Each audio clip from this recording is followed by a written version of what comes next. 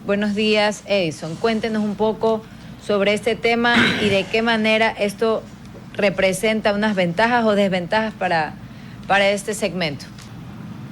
Claro que sí, muchas gracias. Los cálculos arrojan que el Ecuador, o entre todas las fábricas de alimentos balanceados, generamos un movimiento de más de 150 millones de dólares anuales en venta de alimento balanceado.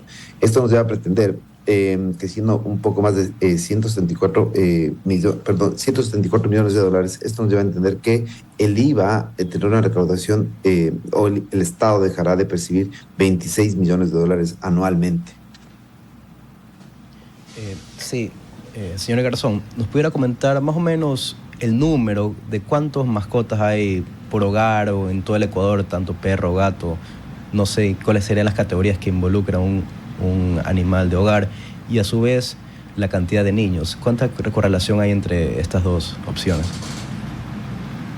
Es muy importante lo que mencionas, porque tenemos que entender que la conformación de la familia ecuatoriana cambió. Hoy existen más perros y gatos que niños en el Ecuador.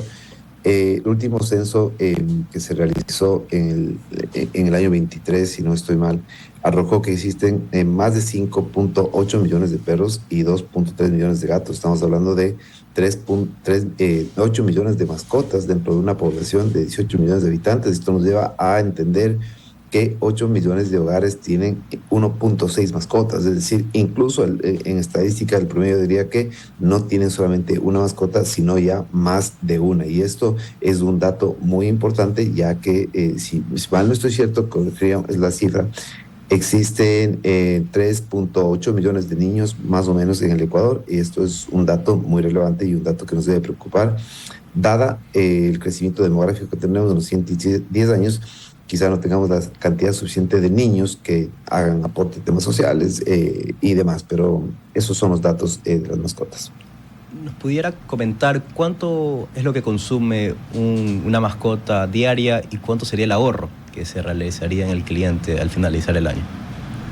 Por supuesto que sí. Es un dato importante porque nos permite entender cuánto más o menos es el gasto en una familia promedio. Y una familia promedio en el país gasta anualmente $90 en alimentos para sus mascotas.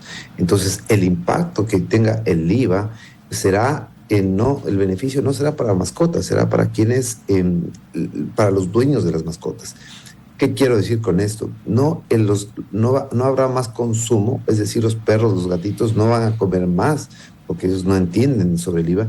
Lo que sí va a existir, que se va a procurar un ahorro, un alivio en las familias ecuatorianas que tienen mascotas y han considerado pues tener este amor de cuatro patas dentro de casa. Entonces, ahí es donde se procurará este ahorro o este alivio financiero.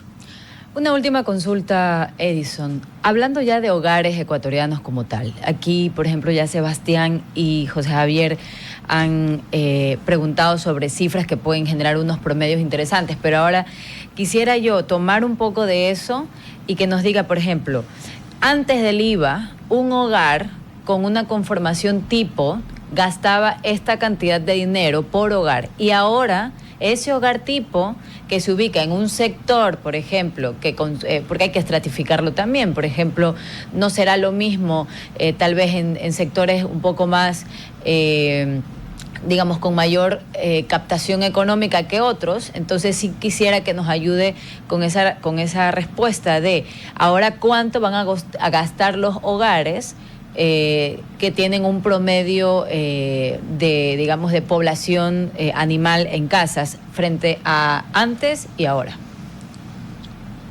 Bien, vamos a suponer que compramos todos una funda de alimento balanceado en $28 más o menos. Hoy quiero hablar de números concretos.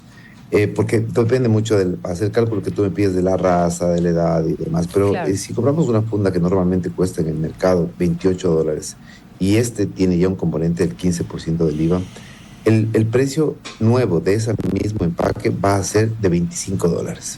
Esa diferencia, hay que entenderlo total, es que ya no se va a cobrar a partir del 1 de febrero, pero es importante mencionar, para que ustedes también lo tengan claro, que si la expectativa de los tenedores de mascota es acercarse a donde compraban su alimento, a pedir la funda que normalmente compraban en $28, estoy hablando de $28, una funda de 30 kilos, o por si acaso, estoy ilustrando.